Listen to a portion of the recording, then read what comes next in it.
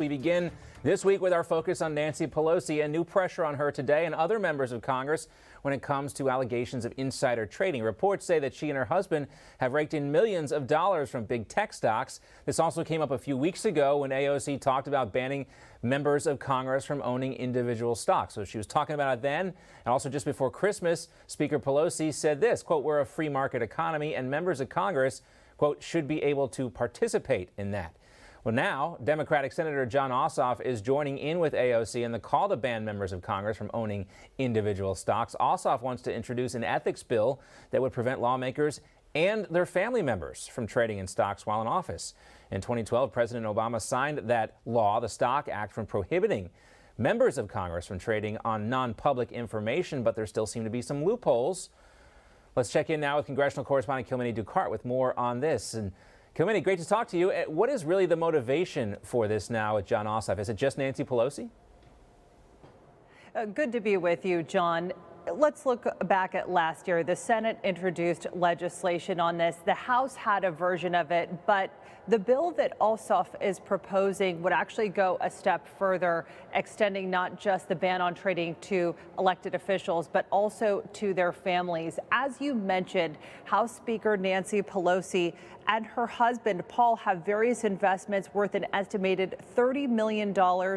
Over the years, his venture capital and investment firm has invested in big tech, including Apple, Amazon, and Google. House Speaker Nancy Pelosi, in a press conference, was asked about this last month to respond to an insider investigation revealing that more than 50 congressional lawmakers, as well as more than 100 congressional staff, had violated these insider trading laws. And she also asked if she supported a ban on trading with elected officials and their spouses. Here's what she had to say.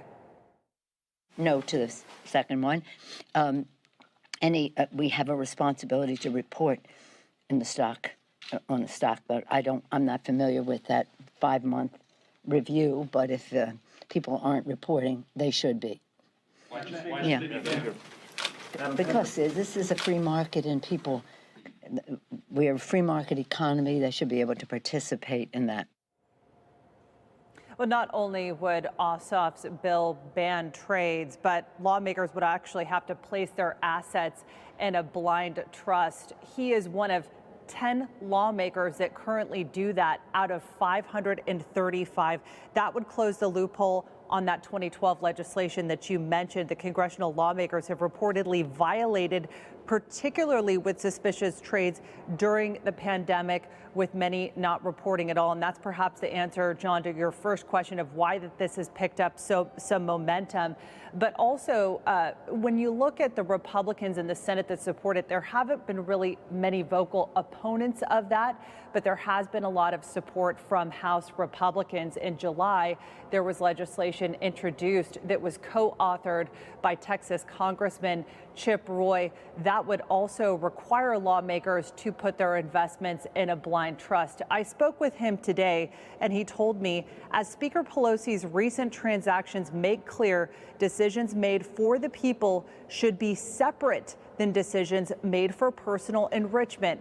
We should be having a reasonable debate about the conflicts of interest that arise or are perceived to arise from trading stocks while making policy decisions. Contrary to what some other members say, putting assets in a blind trust or broadly traded mutual funds doesn't prohibit that. As you mentioned, though, on the Democratic side, there has been very vocal opponents of trading among lawmakers. That's been Alexandria Ocasio-Cortez, Democratic Senator Elizabeth Warren. On the Republican side, though, you do have Chip Roy and you also have Michael Cloud. But in order for Ossoff to get this off the ground, he is looking for a Republican co-sponsor in the Senate, and that could also be a challenge there. John.